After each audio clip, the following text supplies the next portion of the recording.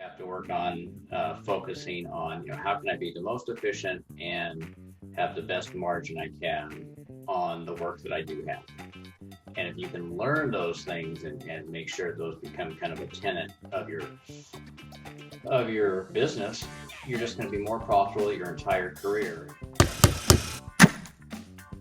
Hey guys, and welcome back to Building a Family Business here on Builder Funnel Radio. As always, I've got Wes and Brooks with me today. How's it going, guys? Great. Good. I'm doing good. Yeah, and I know Brooks, you're probably super chilled out because you've just been in the canyon for like Grand a Canyon, week or great something. days, yeah, super fun, very chill. There is no cellular reception or Wi-Fi, so it's very pleasant. That's nice. Yeah, I don't quite know what that's like. Haven't had that happen in a while. Well, there's a lot of parts of the country that don't have cellular service or Wi-Fi, and when you start traveling around a little bit, you're like, this place says it has Wi-Fi, but it doesn't. Yeah. This place says it has cell service, and it doesn't. So it is pretty interesting. You get used to it living in the city, but a lot of places that don't have it. Yeah. Well, I'm sure that was nice. Well, while you were in the canyon, I was talking to somebody this week, and we were talking about goal setting and revenue goals for 2020. And, I said, hey, what are your goals? Where are you trying to get to? And they said, well, at the beginning of the year, this was our target. It was 2.5 or 3 million or whatever it was. But then, March, April hit, and now I don't know. And I realized after they said that's been almost every single one of my conversations lately is this idea of, hey, I had a goal. We had this big shock, a lot of change, and now I don't know what to think. And I thought that would be an interesting thing to get your guys' take on, because we're always going to have change, but some things are like this that are much, much bigger, and the magnitude is larger. But this idea of floating, I don't know, was an interesting one too, or just survival. So anyway, we'll open it up, I guess. Wes, what do you think of, kind of the state that we're in? How do you think about goal setting during a time like this? Yeah, well, I think your original question was, hey, what about your revenue goals? And I think I would probably, we tend to think about business a lot of time around, oh yeah, I'm 2.5, I'm 3 million, I'm trying to get to 3.5, 4. I think in this type of situation, and I think this actually holds true for most situations, I would flip that around, and I would always say, what are my profitability goals and what are my cash goals? Those two things. Not what my revenue goal is, because you can make lots of money. I mean, you can have lots of revenue and still lose money. And so I think as the market goes up and down and things get better, they get worse, lots of times we can build our overhead structures and other things around a particular volume and not be willing to change that. And so for me, I would say, just be focused on every month, am I making money? Am I actually dropping money at the bottom line? How are my cash reserves looking? Because does it really matter if you're 2 million or 5 million? If you're 5 million and you're not making any money, wouldn't you rather be 2 million and dropping 8% or 10% to the bottom line or something, or 5%? That's a much better place to be than double or triple the volume and not making any money. I don't know, Brooks, what do you think? I totally agree. Focus on your profitability, your net profit. Are your numbers, were your numbers what they should have been for the industry standard? There's the low end to the high end of industry standard profitability. In the home building business, it's somewhere between, 5 is the low end, 5% NOI to 12%, and some builders even do better. And so for remodelers, I think it's somewhat similar, and you should be focusing on that. What is my profitability, and then how will I sustain that? And what are the new opportunities in the marketplace created by such a change? Instead of just being, oh, well, what do I do? What do we do with this situation with COVID? It's like, look at the opportunities. Yeah, that's a super much opportunity. Yeah, you can go high level on it and go, wouldn't it be better to take some course of action instead of just floating like, oh, okay, well, what's the opportunities for remodeling for work at home? You know, should I be focusing in on office spaces? Should I be working on, you know, recreational spaces where people want to spend time with their family? You know, outdoor rooms. Yeah. Yeah. You know, outdoor rooms are huge because of social distancing. ADUs are huge, accessory dwelling units, either detached or attached, where you can people can live or can work. There's a huge demand for that because of the changes created by people working from home. So what are those opportunities? And you just have to switch and say, well, you know what, bathrooms were great last year, but it's outdoor rooms and ADUs, accessory dwelling units, things like that. That's what's hot right now, and meet people at whatever need they have. I mean, if you're in the spec home building market, huge opportunities because people are more interested in living in detached or attached housing, but not living in maybe a concrete apartment situation. So a huge opportunity to, you know, build better product for that. So when you said float, I couldn't believe I just heard that. I was like, float? How does that work? You can't float. Yeah, I don't know that it works that well, but yeah, I think there's just a lot of uncertainty. That's what it feels like, you know, and sometimes I think that uncertainty leads to inaction. Like you said, you'd rather be doing something, and I think that's just what I'm hearing. You know, people they're moving forward. You know, they're doing what they can, but they've kind of, I think when you think about like a goal, they go, well, you know, it's kind of got this asterisk next to it or whatever, you know, where they're going, well, if we don't hit it, you know, it's because of this, or, you know, it's some sort of justification for it is kind of the tone that I'm feeling. Well, oh, sorry, Brooks, go ahead. You could justify and say, hey, we didn't hit it. Okay, fine. What's the new goal, and what are you going to do to hit that goal? I mean, instead of having this rolling asterisk, so, well, you know, it's just not going so great. You know, or make sure that it's a critical goal. I mean, like we're talking, revenue may not be a critical goal, but cash and profitability might be critical goals. And okay, what do we have to do to get after it and make sure that we're hitting those critical goals? Yeah, and I think that was a good point. It kind of feels like if you were at 2.5 and you set your benchmark for 3 or whatever you were chasing, you might just be running these, what will we do if we stay at 2.5? What will we do if we're at 2 to achieve our profitability and cash goals? Because like you said, those are the critical ones. The revenue could be a nice to have, but what are the adjustments you need to make so that no matter what that revenue level is, you still have a positive year in terms of just stepping forward?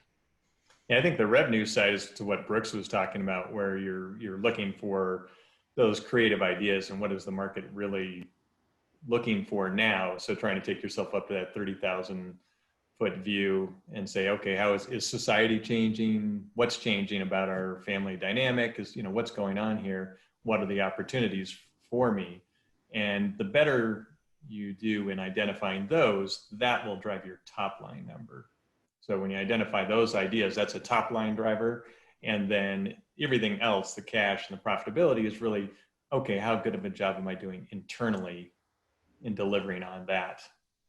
So you can kind of break those two things apart, I think. I mean, a big shakeup like we're having right now really reminds us that, hey, you have to work on your efficiencies. You have to work on focusing on, you know, how can I be the most efficient and have the best margin I can on the work that I do have.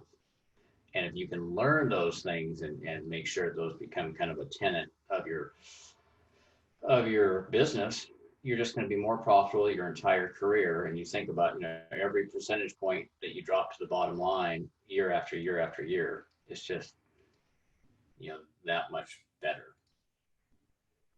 Yeah, I think I like what you guys are saying, because I think that gives people some tangible things to think about if they feel like they're kind of in this limbo state of what do I do, and, you know, reacting to the market, kind of seeing what's the need, and that's where the opportunity is. So be aggressive there, try to push the top line, but if the top line doesn't get to where you want it, always maintaining that kind of critical internal look at efficiency and profitability and cash. So that's really good. Hopefully that helps. And hopefully I'll hear that less and less on the phone. But today I know we wanted to talk about this idea of kind of a company cabinet, I think, as you talked about it, Brooks, or a company board. I feel like I've heard this come up, you hear it in a lot of books or just talking to different people, and they say it's a good idea.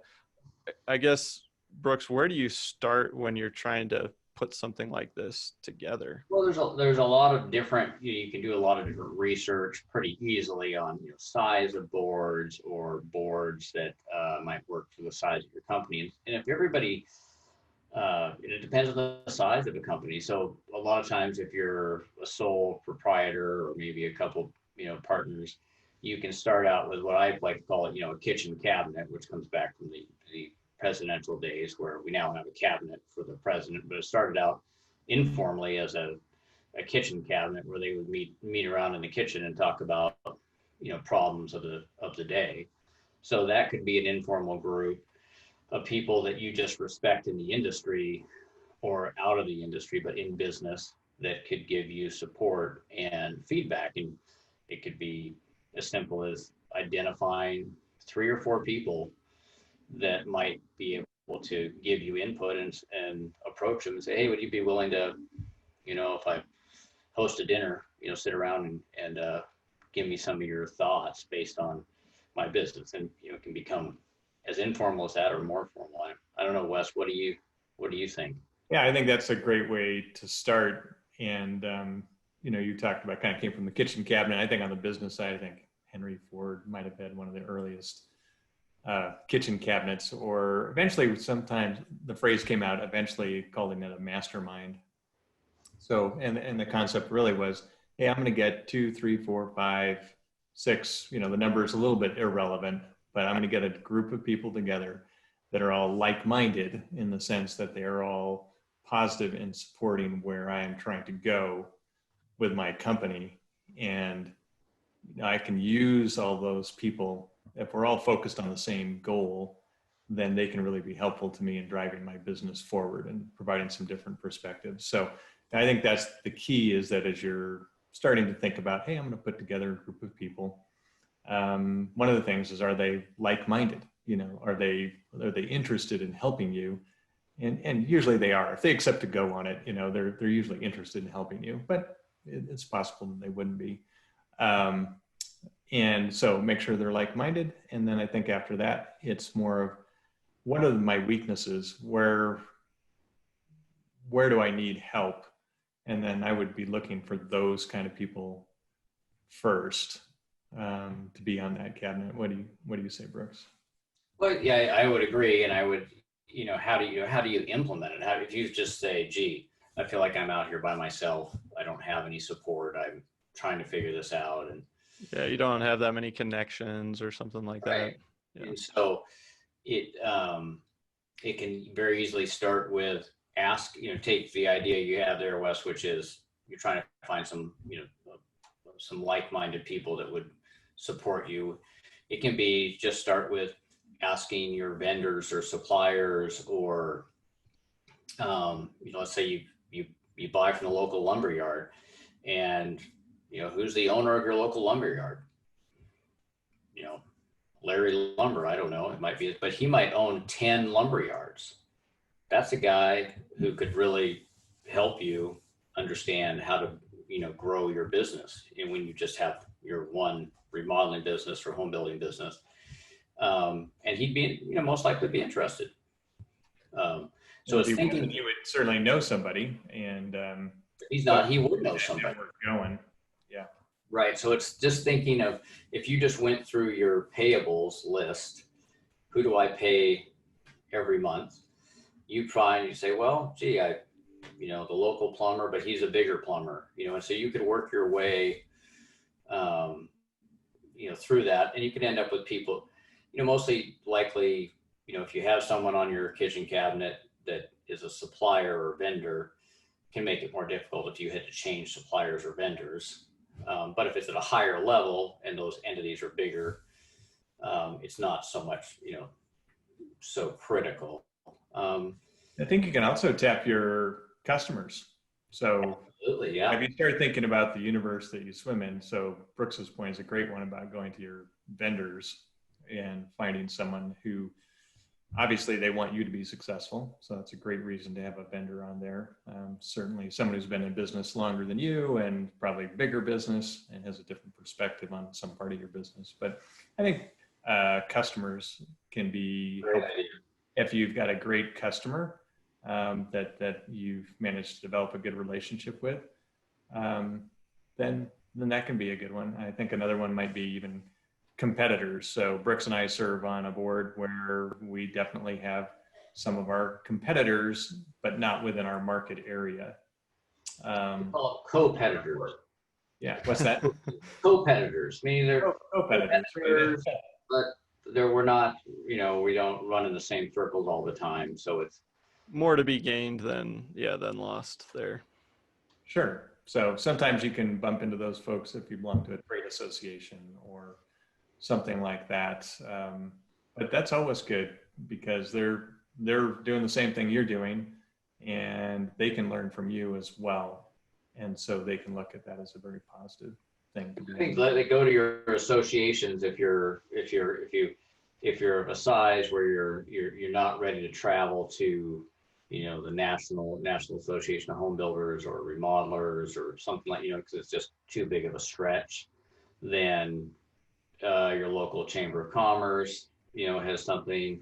Rotary would have something where you interact with, people. So you'd have to be willing to invest a little bit of time to try to get to know some more of these people in your local business community. And you want to find people that I think that are in, I guess, like Wes said, like-minded. They're in business. They understand business to start with. I think one group that I would, Brooks may totally disagree with this, I don't know, but there's a group I would not put on the board, and that group would be professionals. So I wouldn't put anyone on the board that you can pay for their expertise. So I wouldn't put my accountant on the board. I wouldn't put my attorney on the board. I wouldn't put anyone like that who's a professional, because if you're really putting them on the board for that kind of input, I would get somebody who's more in business, or, as a vendor or customer, something like that, and then just simply pay for those high level inputs that you need, on a case by case. I probably wouldn't put a lender on the board either. Just because your lending can be very critical. And if you have a lender on, maybe it's your lender and you're having challenges, you don't. And lenders all talk, and lenders all talk. So if you're in a town and there's 3 banks, guaranteed all 3 of those loan officers are talking, and they like, hey, we're loaning to Bob. It looks like he's having trouble, and everybody just pulls back. So I wouldn't put a lender on my board at all. And I totally agree with Wes. Is that, professionals, you can get good tax advice, good legal advice, and pay for that. But you want business people that can really understand your troubles. And I'm having trouble with profitability. I'm having trouble with cash flow. How do I, grow my revenue side? So Brooks, would you say that there's a particular benefit to staying within the industry or going outside the industry for board members, or does it not really matter too much? That's a good question, because I, am a big proponent of Builder 20 and Remodeler's Advantage, having been that contribute a lot to our success. So it was within the industry, and I know that there's the I'm blanking on the name for the CEO mastermind group that they have, Vistage. That's one where they really profess you're getting this kind of board of directors, and professionals can come in and give talks. And I haven't been in that kind of group, so I don't know, having from all different industries, whether that's as helpful as the same industry. Because so I don't know, Wes, what do you think? Yeah, I have been part of some of those groups where you do have people from various industries, and I think I wouldn't load up with too many folks from outside your industry, it might be good to have one person. It would just depend. What I find is that every industry has kind of a structure to it. It has a cost structure. It has, there's some things about the industry that if you're spending a lot of time bringing a board member up to speed on your industry, or if they're having to come up to speed on it, then they're not going to be that helpful to you during that period of time. That being said, every once in a while, a fresh set of eyes from outside the industry goes, well, I don't know why you guys are doing that. I mean, that's something you could cut out very easily, or you could do it a different way. And so I think they can be helpful. I'd be pretty careful about who you bring on from outside the industry, just because sometimes it can be so different for them that they just have a hard time, really getting into your space in a helpful way. But and a question brings up a good question, which is size, which is how many people, and how many people can you deal with and manage. Sometimes if anybody's been on a nonprofit board, and there's 20 board members, and you're like, well, if you're on the board, you're like, well, what am I doing here? How can I contribute? So that gets so big, whereas 2 people isn't really probably not enough. So I think somewhere between 5 to 7, 7 if you're counting yourself would be good. If you can only get 3, then that's better than nothing. But I think, 5 seems to feel like a pretty good size if you're really just trying to get down to brass tacks and have good conversations about numbers. You got to have enough time for everyone to provide their input, and you can't spend too much of the meeting just managing the meeting to make sure that people can speak. And so I think Brooks is right. That's for a kitchen cabinet, a pretty optimum size is, if you have 4 to 6, probably. Yeah, not counting you. Yeah, and I want to get back to like size and how you structure the meetings and some of those things, but it occurred to me as you're talking about kind of keeping people within the industry as much as possible, but maybe having one person that's outside the industry and kind of getting those fresh eyes.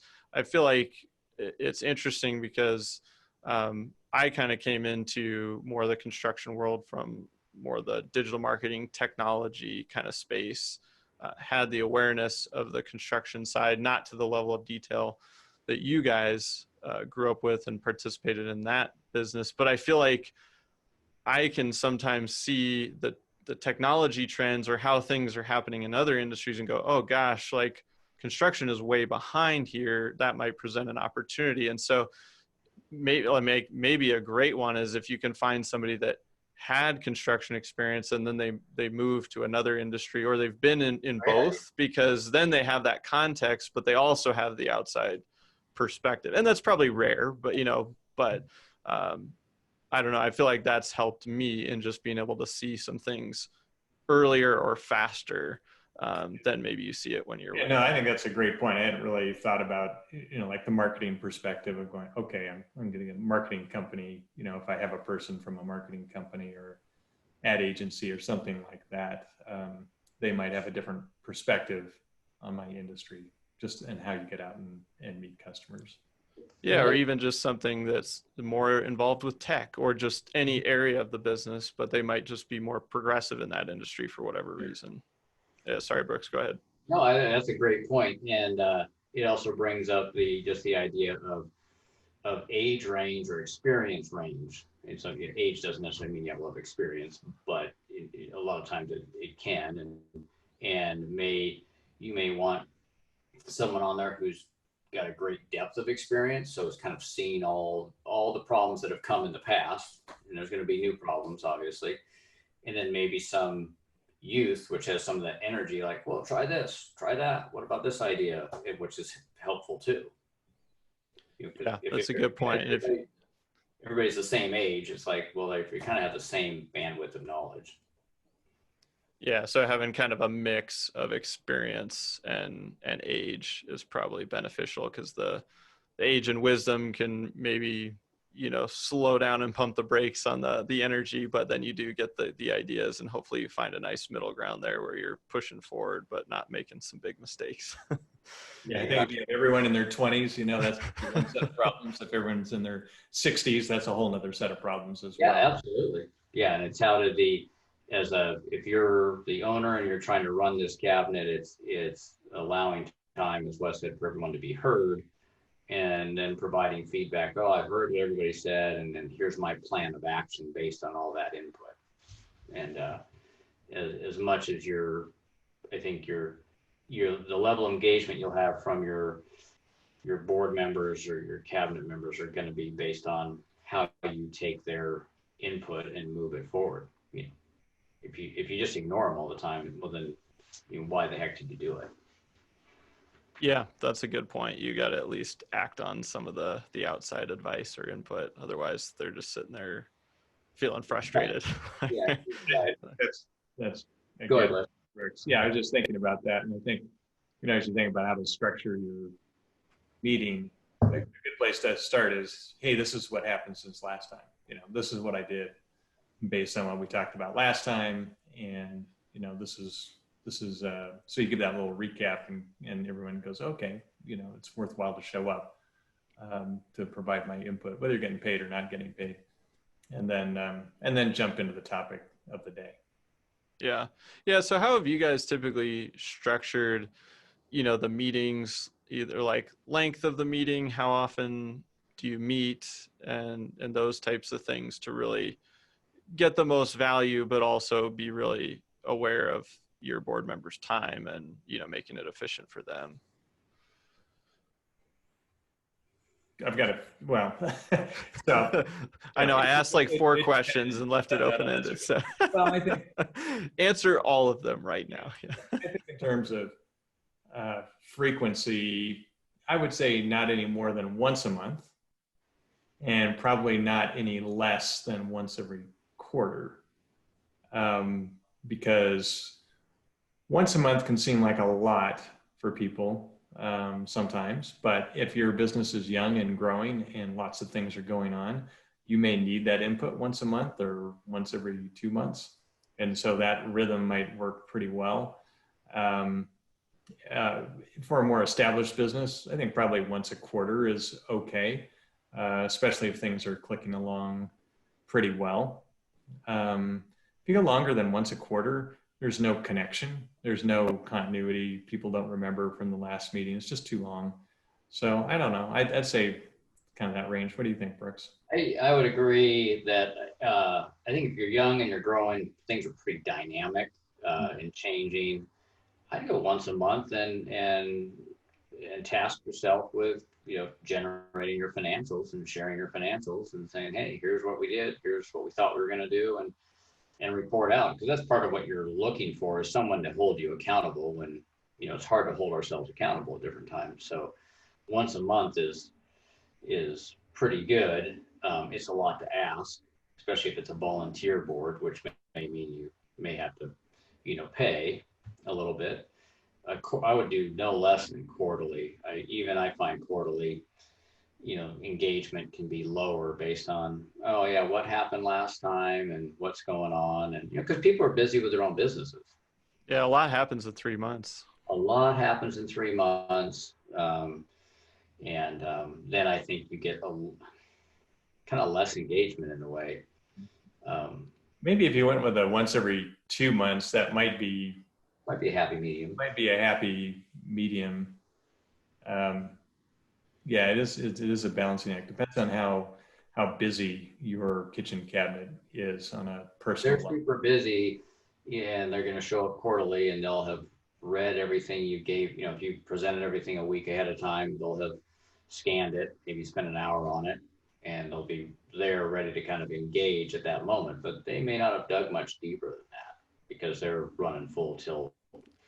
I suppose it sounds like it might just depend on the agenda of the meeting and the frequency, kind of how you structure that. Because if it's quarterly, you probably want to dig into more stuff. But if it's every month, you might just have a 1 or 2 hot topics of the month. Like, these are my big problems. Or I guess in thinking about some of the boards you guys have participated in, Wes, what have you found are things that have worked well in terms of structure, timing, or things that you would avoid?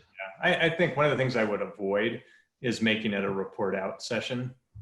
So if you spend all your time, you're just, regurgitating information about the company, what's going on, to the board, and then they just make comment on that, or they don't, that's kind of a waste of time for everybody. I like the point that you just made, Spencer, which is you pick one or two hot topics, and that's probably going to be the most helpful to you as a business owner. Say, okay, so maybe you take first 10, 15 minutes of the meeting, let everyone just kind of socialize a little bit, get into the groove. And then after that, go in, maybe spend 10 minutes talking about what's gone over since the last meeting.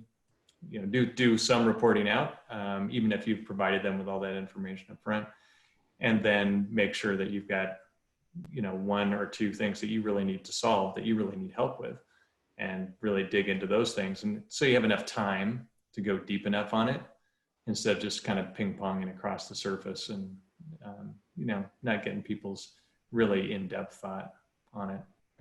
And I think part of that too is also letting them know what you're going to talk about in advance, so they can actually think about it, because they may have great input, but if they haven't had a chance to think about it and process it, then you're just not going to get the full benefit from that meeting. Yeah, I would agree. I think getting out whatever information you want to have them review at least a week ahead of time, electronically, and then have your agenda, and you have the agenda be consistent, and that, hey, yeah, there'll be a little bit of reporting out, and you may have a couple comments about that report, which is, oh, hey, we totally failed here, or we had a great success here, and then like to discuss these 2 or 3 items, and that's what I really need help with. And I think it's asking for the help, because that's what people want to do. They want to help, and that's why they're really there, regardless of payment. It's if they think they're helping somebody, people like to help, and yeah, it's nice if you get paid to do it. But if you show up and you try to provide help and you get ignored every meeting, then your interest level goes down. Just pick up your check and hit the door. Absolutely. There's nothing worse than giving your advice month after month and just having to go into a void. I think the other thing too is by sending out the stuff a week in advance, like Brooks was suggesting, and making sure that you do run the meeting in an organized way and move through it, it's honoring their commitment to you. And if you roll in and throw some stuff on the table and, oh man, I got this problem, and then it just becomes a session of, oh, this is what happened today, and what do you think? That's not fair to them, and I think you'll find that they won't stick with the board very long. And I think you find by doing regular reporting and having that rigor, your business just gets better, because you have to report. I always find when I have to report out to our lenders, for our covenants, you're like, oh yeah, okay, well, it gets, you get a little bit more focused. If you don't have to report out, you're like, yeah, okay, well, didn't do as well as we thought, oh well. But yeah, saying what gets measured gets done, and that's certainly true here. Yeah, that just made me think, Brooks, as you were talking about that. I mean, really, as business owners, you're not really answering to anyone. And so if you've got that board and you have to go share, that was your homework. Like, I'm going to work on these problems and I'm going to solve them, and I'm going to take your advice, or I'm not every time, but I'm at least going to move forward on these. Then that adds that level of accountability that, most of us don't have on a regular basis. And you kind of get that like feeling like, oh, I got to get this done before the deadline. You have a deadline and a homework assignment. And so it helps you move the ball.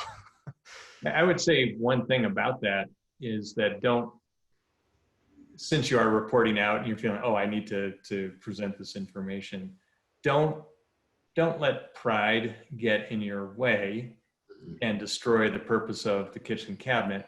And that's pretty easy to do, because none of us personally ever like to look bad, right? Everyone always wants to present themselves in the best possible light. And so if you sugarcoat what you're reporting out to your kitchen cabinet or what you're talking about, to make yourself look a little bit better and feel a little bit better about something, then you're really not going to get any benefit from that. And people see through that pretty quickly. And then you're going, well, what's the purpose of this? That's a bunch of BS, right? What's the exactly right? Yeah, you, ask these you have people. you have to show that vulnerability, which is why you're doing this. You're having this kitchen cabinet to be vulnerable and say, gee, I screwed this up. As far as I can tell, I really screwed this up, and this really affected profitability, or I don't know what the heck I was thinking here. And it's a place, it's a safe place if you have the right people on the board. Like, hey, I've been there, because they'll say, oh yeah, I've done that too. And that's why you really can't do that with a lender on your board, because if you screwed something up, but it's the rigor of having to report out, good, bad, or indifferent, and being vulnerable, like Wes says, which is, hey, yeah, this did not go as planned. And, here's what I'm struggling with now because of that. And we had that a lot. We used to have to report quarterly to all of our lenders, and you're always, working pretty hard, because in that case, you did want to present good numbers so you could, continue with your line. But sometimes you had bad numbers, so you had to present bad numbers, say what went wrong, and say what your plan was to rectify it. In this case, with a kitchen cabinet, you could say what I did wrong, how it did not go as planned. Here's your thoughts, and hey, kitchen cabinet members, what should I do? Here's my ideas, and that's where you're going to get a lot of great power. Yeah, it's interesting you mentioned that about just the ego piece, because I was thinking about a roundtable. It was a Remodeler's Advantage roundtable that I sat in on, and everyone gets some focus time, an hour where you're kind of in the hot seat, and you could easily tell, because they lay it out at the beginning, like, ask your questions and then just shut up and let the other people talk. And you can easily see the people that they start getting a little feedback, and then they start defending everything they've done, and they eat up half of their time talking and defending. And so I think that's a really powerful point about just not letting ego get in the way. Like, be frustrated internally, but just keep your mouth shut and go vent later if you have to, or defend yourself later. But use that time. Like, that's what you're either paying them or you've asked them to give their time. You might as well just, listen, and then, you can always do what you want later. Well, it's a challenge. I mean, you're most likely a sole proprietor and entrepreneur because you have enough ego to think, yeah, I can do this. And so that's why you're doing what you're doing. So you have to, as you mature in that job, in that position, you're like, okay, well, yeah, I don't know everything, and that's why I'm here for feedback. So you have to be humble enough to sit there and go, yeah. I've been enough, Builder 20, where you watch people just not listen. And I've been guilty of it myself too, and made some mistakes where people, were giving me a message, probably not as direct as I needed. They were trying to, as become friends, then they soft pedal a little bit and just saying, you're full of crap. This is not going to work. And that's really what you're asking for people to help you with, and just, give it to you straight and can figure it out. And I think if you think about super high performers, whether it's in athletics or anything like that, even if you're at the very top of your game, you still have a coach. You're always getting coaching. And so if you can go into these meetings thinking, you know what, I'm going to park my ego in the corner and I'm going to get some coaching because I want to improve my performance. And I think if you take that attitude, it's a lot easier to take those shots, to your ego. Yeah, that's a good point. And some people like to learn, but it's just the same thing too. You're going into a learning session where you're going to learn some new ideas, get some new takes on things. One of the things that you guys have kind of touched on, but we didn't dive into, was compensation. And, sounds like, some people are willing to just give their time, and then, maybe you're offering payment for board members or the kitchen cabinet. I guess you could probably paid is dependent on the size of the business and all kinds of different things. I guess I'm curious if you've participated in both styles, and if you felt like, do you get better input under one of those models, or is it a more successful arrangement? Wes, do you have any thoughts on that? That's a good question. I think you can get good input from either model. But I think when you are paying somebody, you're really saying, hey, I value your time as an expert. And it also kind of sets up that reciprocity. So, if someone's getting paid, then they feel like, well, I really need to spend the time and deliver, instead of, well, I'm just volunteering. I can just kind of show up and do whatever. So I think if you can pay, I would encourage it, because it'll make people feel better about committing their time. And it doesn't mean that they wouldn't be willing to do it on a volunteer basis. But if you're really looking to run a kitchen cabinet for a long time, and you're looking, you are doing a money-making endeavor. If it was a nonprofit, that might be different, but you're trying to make money. And so they should participate in that, I think. It doesn't have to be a huge amount. It just has to be something to make them feel okay about it. Brooks? You could probably do some pretty quick research Yeah. and figure out what would be equitable for the size of company you have. And it's going to be, I totally agree with Wes, is you should pay something, because you're exchanging their knowledge. And maybe if you're starting out, like tech companies, when they're starting out, people go on the board because they've invested in the company, or they're brought on and they're given stock in exchange, even if it hasn't gone public yet. So they're like, hey, I'm here, I'm invested. I may not get paid for 5 years until this thing goes public, but there's an exchange for that knowledge. So if you can afford to do something and figure out a number that's, that you can handle, but I know it's an interesting question. If you're going to have a 4-hour meeting or a 3-hour meeting, I would think you'd have to pay somebody at least $500 to show up. Yeah. But to that point, though, Brooks, I guess that raises the question of how long should the meeting be? Yeah, we hadn't talked about that. And so, if you're meeting once a month, I don't know, dude, don't you think you can keep it to a couple hours a max? I would think hour and a half, Yeah, I was thinking more of a quarterly. It might be in the evening or something, or, it's hard. So you don't want to make it this marathon session, because at some point people go, I don't care what you're paying me. It's like, hours on a Thursday night. Right. Especially if they're not, really don't have a lot of content, and people are like, oh man, I got to kill a Thursday night or Wednesday night. I kind of use the, $150 an hour. Our attorneys now charge us $500 an hour, which I think is, crazy number. But a professional engineer, something like that, is going to be $150 to $180 an hour.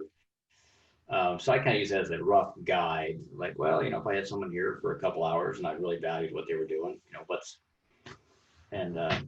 that number? And so that maybe would give you a place to start. Use what do you pay your professionals? What do you pay an architect? And that might be something to think about. And you're going to get so much more than that out of these meetings. If you do it right, the return on investment will be huge.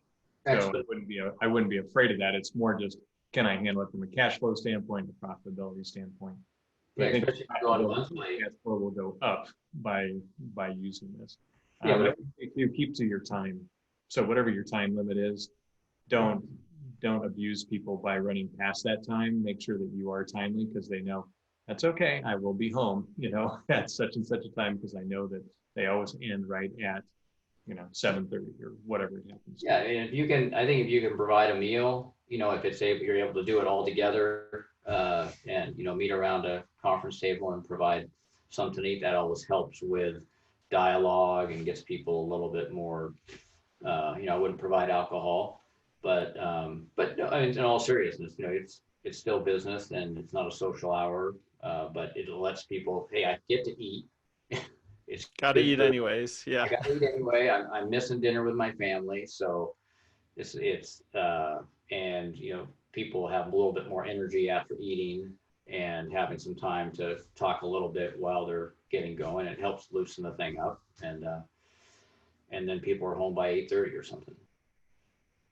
Yeah, that's good advice. Yeah, it just made me think. I remember, before this year, you get invited to coffee a lot, and I never want to do coffee. I'm like, let's just do lunch because I'm going to eat anyway. And then we can be efficient about this. But like, I don't want to go kill an hour, in the middle of the morning, my most productive time, like drinking coffee. So I think that's a good point. Like if you can structure it over a meal, then you're adding to the efficiency for that team, that board as well. I guess as we wrap up our discussion on the kitchen cabinet or the company board or whatever you want to call it, Brooks, any final piece of advice or thoughts on this for somebody that maybe hears this and they're going, okay, I'm going to start trying to assemble my team here and putting this together? I'd say two things. I think be willing, now that we had this discussion, I'd say be willing to pay something and look at your network. And if you think I don't even have a network, then just look at every person you talk to every day and just make a list of who those people are and then start asking. And you'll very quickly, in 30 days, you'd have a short list of people. My two thoughts. Cool. How about you, Wes? Yeah, my only advice would be just start, just get it going. It won't be perfect, but it'll definitely be well worth your while. So, even if you're going to fumble around a little bit, that's okay. Just get after it. It'll be a good return on investment. Cool. Well, thanks guys for carving out the time, and thank you all for listening. We will see you 1 week from now here on Building a Family Business on Builder Funnel Radio.